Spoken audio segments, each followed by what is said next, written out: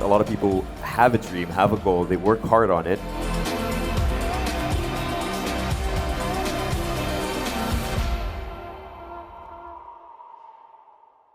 Hello, everybody. Good morning. First of all, I'm the kind of person who likes to hear energy. Can you give me a little bit of that? Can you give me a lot more of that?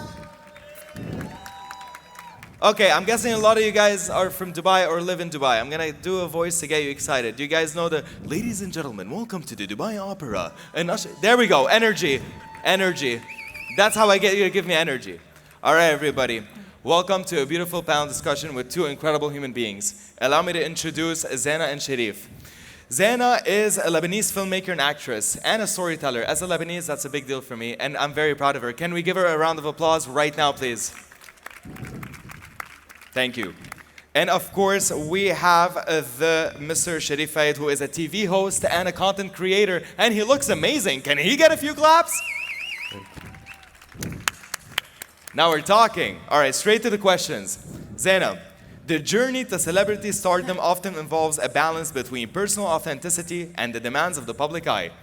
Now, I felt that, and it's not easy, so I have an idea of how it goes. For you, how do you handle the delicate balance? It's very hard to balance between authenticity and, what public demands. But as for me, I believe that authenticity is when it's built in, when it's natural, it helps you. Like being authentic to my true self, to my core values, to my artistic vision. Also when I work, I put a lot of my personal experience and emotions into the characters I play, which helps me build a deeper connection to my roles and also make the characters more relatable to people. Beautiful. So yeah, you have to, be true to yourself, but also be open to growth and change. Always. And you feel like it was a good, positive outcome for you, right? Of course, of course. And growth, so much emotional and mental growth. People don't understand that, you know what I mean? Of course, yeah, they don't. You're more on the camera, I'm more of the voice hidden, but I totally get you. Yeah, but I mean, when you spend 4 months, for example, if I'm playing a role, and I'm dedicating my whole life for this role, and I put a lot from myself and my experience in this, you want people to believe you by end of the day. I mean, best compliments I always hear from people is, we relate to you on screen. We felt a lot with you. So it's very rewarding. Look, Allah, I want to hear a bit of claps for that. That's raw knowledge. Raw knowledge for you, ladies and gentlemen. Amazing. Well, I've got another one for you. All right. For you personally, when it comes to your insights into how authenticity has played a role in your own journey, right? So as you grow, you always find that part within you. Like when I look at Sharif, for example, I can tell the way he's sitting, the humbleness that carries him, and the focus that you bring out, right? So that authenticity comes out in different ways. Don't you agree? Yes, of course. So how did it apply to you personally? Just like I said, I mean, when I'm true to the characters I'm playing, I always believe when I get a script and I accept the role, I have to believe this character. I have to be true to myself, and true to this character. And this is how you build a relationship with the audience. Absolutely. Amazing. And just one last one from me personally. How do you feel the first 5 minutes reading a first script? Isn't it exciting? Isn't it always so exciting?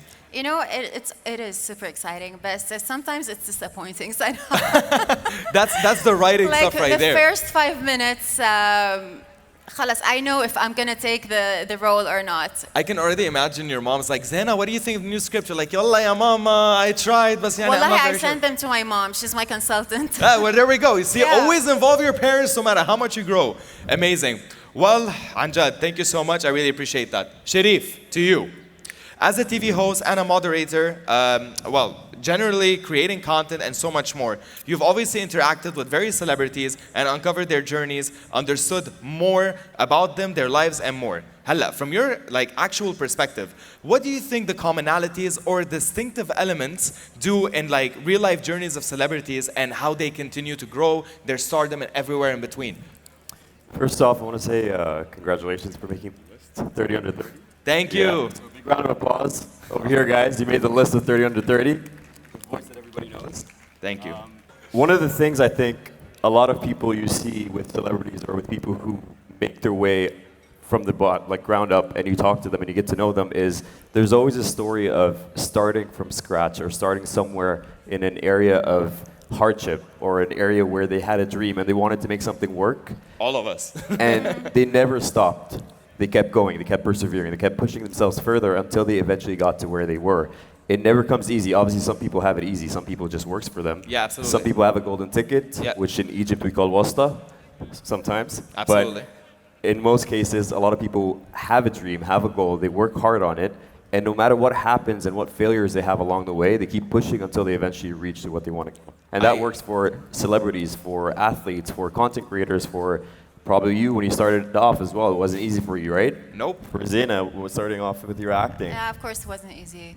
But that's So- the beautiful Oh. part about art. Like for me, this is not on script. This is my genuine question. Yeah.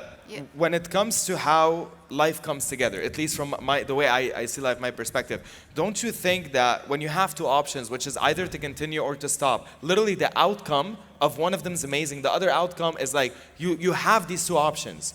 You have to choose one of these two options. Imagine you go into someone and be like, hey, take this car. It may work, it may not work, it may cause you problems later, but it makes you happy to be in that car. You're gonna take that car, or that house, or you're gonna go on that date, or whatever it is. So why do you think, both of you, this question is for both of you, why do you think people stop when they actually achieve a bit of success? The one-hit wonders, ladies and gentlemen, why do you think people actually stop? Why people stop is a lot of people go through a timeline, and I personally went through that timeline where I didn't stop, but I slowed down. Sometimes you get burnout. Sometimes you reach something, and then you're working so many years for it, 5, 10 years, 15 years, whatever it is. And you reach a point where you feel like you kind of plateaued and like, I can't give any more. Allah. But when that happens, you kind of fall back, and then you reassess what you're doing. You Precisely. reassess what it makes you happy. Yes, keep on going. Okay, how do I get myself back to the motivation that I once had when I was 10 years ago, 15 years ago, whatever. When I first started content, I was putting out content left and right, like nonstop. But then you reach a point like, okay, I'm done. But then I was like, okay, no, this is something I love and something I'm passionate about. I need to regain that fire that I had before. Amazing. Zena, what do you think? Yeah, actually, the question, the timing of the question is just, يعني هيك, it hits. It's off script, by the way. Yeah. It's off script. See, it's off script. It's not.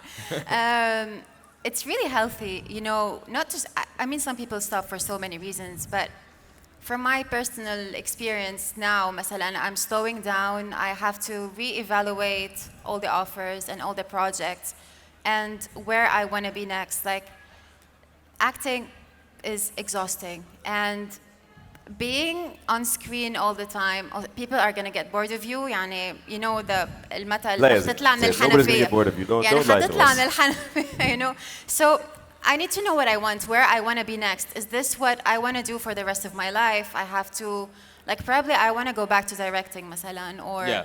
do something else. So I think it's healthy to slow down. Okay, I completely agree with you. I don't apply it personally, but I completely agree.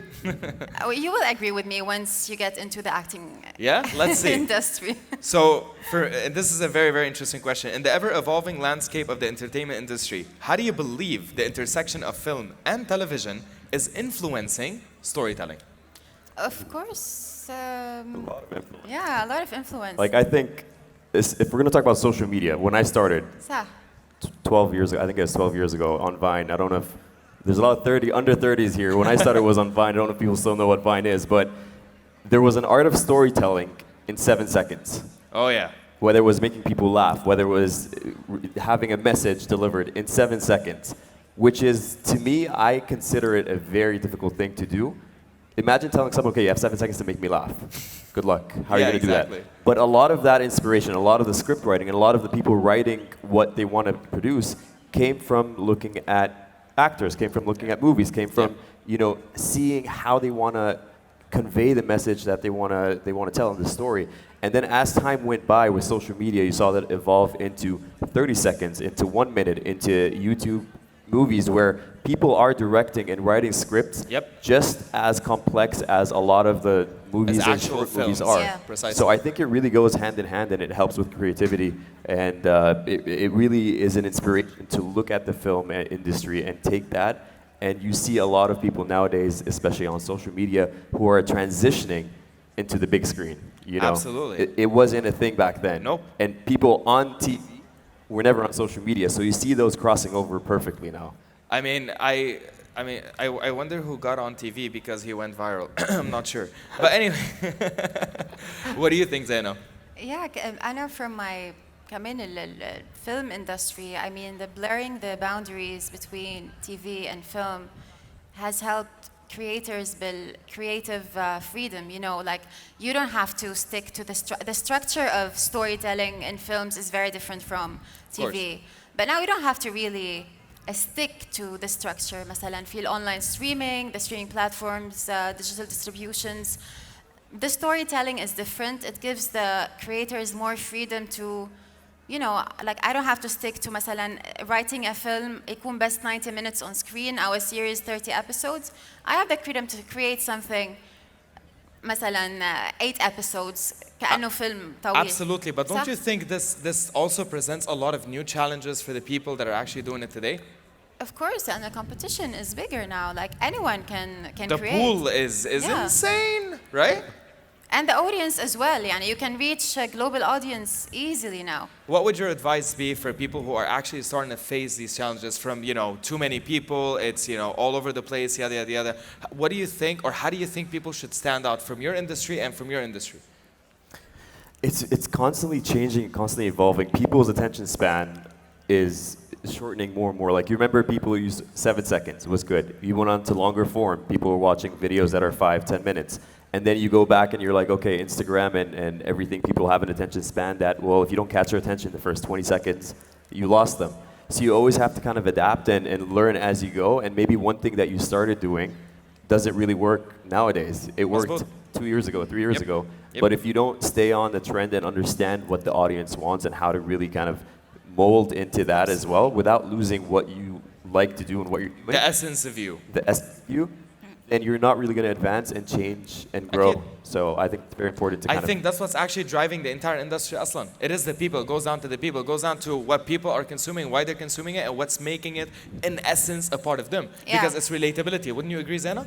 I feel you should actually stop comparing yourself to what, as an actress, to what others are doing. يعني everyone is unique in their own way. مظبوط.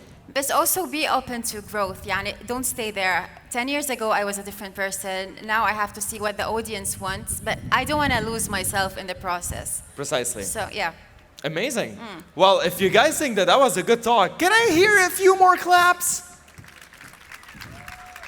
Okay, I'll give you one more voice for a lot more claps. And this is a very famous voice. You guys ready?